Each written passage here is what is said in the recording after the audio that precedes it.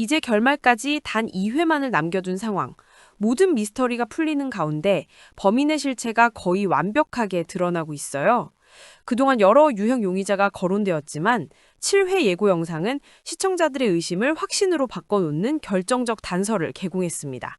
바로 수열이 아내 이정현에게 보낸 문자 한 통이었죠.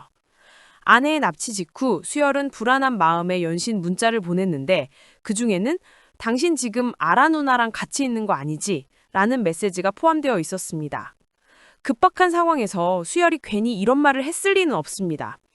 이것은 그가 서아라에 대해 이미 무언가 이상한 점을 눈치챘거나 그녀가 범인일 가능성을 직감적으로 느꼈다는 명백한 증거입니다. 수열이 서아라에게서 느꼈던 미묘한 위화감, 그리고 그동안 쌓아왔던 여러 증거들이 한순간에 퍼즐처럼 맞춰지는 순간이었죠. 이 메시지 한 줄은 단순한 예고편의 낚시가 아니라 드라마가 지금까지 쌓아온 모든 복선과 개연성을 한 번에 연결하는 중요한 고리 역할을 합니다. 그동안 시청자들은 막연한 추측만을 할 수 있었지만 이 메시지를 통해 서아라가 모방범일 가능성에 대한 신빙성이 급상승했어요. 이제 우리는 서아라가 왜 그리고 어떻게 범인이 될 수 있었는지 그 깊은 내면의 이야기를 파헤쳐 볼 수 있게 되었죠.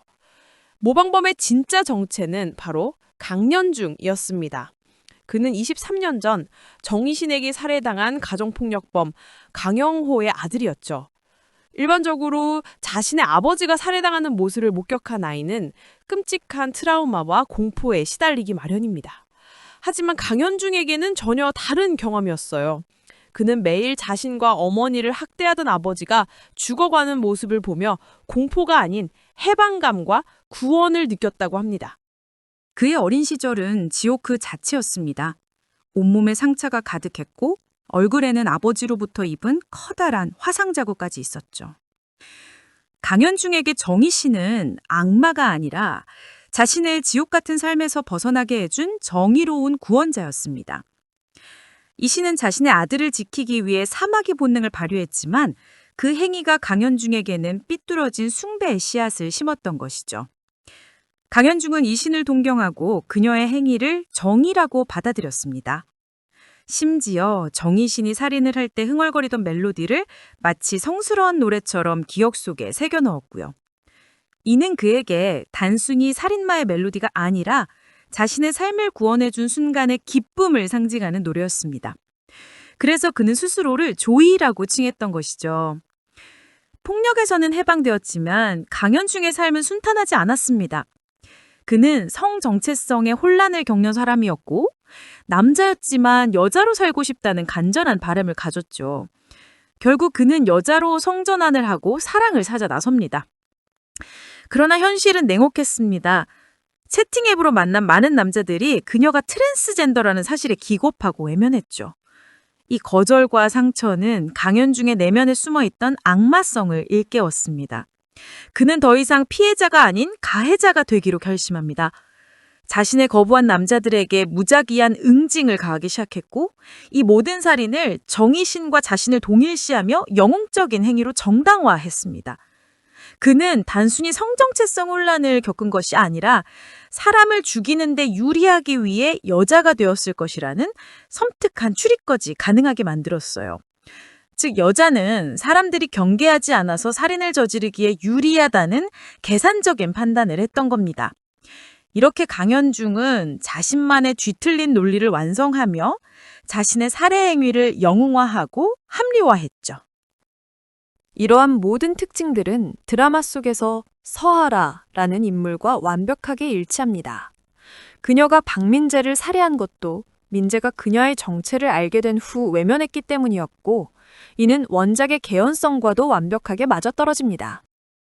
드라마는 서아라가 범인이라는 사실을 직접적으로 보여주지 않았지만 이 모든 단서들과 그녀의 행동은 그녀가 바로 강현중이라는 것을 암시하고 있었던 것이죠. 서아라는 정희신이 아들 수열을 만나고 며느리 이정현을 통해 평범한 엄마의 모습으로 돌아가 행복해하는 것을 꿰뚫어 봅니다.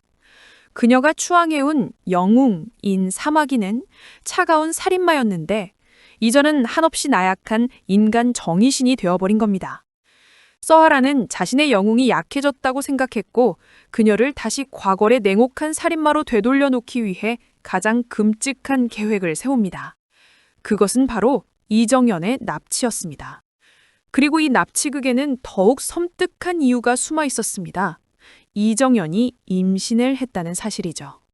서하라는 정희신이 가장 행복해하는 순간, 즉 아들이 가정을 이루고 새로운 생명이 태어나는 순간을 파괴하려 했던 거예요. 이는 서하라가 겪었던 비극, 즉 폭력의 되물림을 정희신과 수열에게 다시 한번 되돌려주려는 잔인한 복수극이었습니다.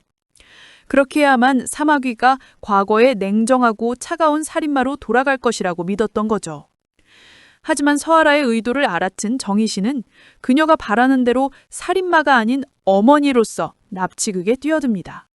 자신의 며느리이자 뱃속의 손자를 구하기 위해 위험을 감수하는 것이죠. 원작에서는 정희신이 정연과 뱃속의 아이를 모두 지켜내며 자신의 손자를 구해내는 해피엔딩으로 마무리됩니다. 이 과정을 통해 수열은 그토록 두려워했던 어머니의 피를 진심으로 용서하고 감사하게 됩니다. 이 모든 사건을 통해 수열은 자신의 오랜 트라우마를 극복하고 진정한 성장을 이룹니다. 자신의 피에 흐르는 사마귀의 본능이 아이에게 이어질까봐 두려워 아이를 갖기 싫어했지만 어머니가 보여준 어머니로서의 강인한 모습을 보며 그는 깨닫게 되죠. 결국 자신의 운명은 피에 의해 결정되는 것이 아니라 자신이 어떤 선택을 하느냐에 달려 있다는 것을요. 마침내 아내 정연에게 나 아빠가 되고 싶어 라고 고백하는 수열의 모습은 드라마의 모든 비극을 넘어서는 희망적인 메시지를 던져줍니다. 이제 남은 것은 마지막 2회 동안 펼쳐질 자신의 가족을 지키려는 정희신과 수열, 그리고 자신의 영웅을 되찾으려는 서하라의 처절한 싸움뿐입니다. 과연 이 지독한 비극은 어떤 결말로 마무리될지 시청자들의 기대가 최고조에 달하고 있네요.